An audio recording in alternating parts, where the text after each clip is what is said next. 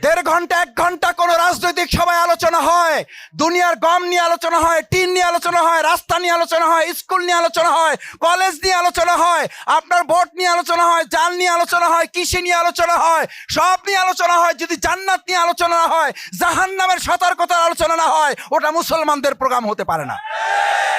ভাই, এইটাই কি আমাদের শেষ জীবন? না আরেকটা জীবন আছে?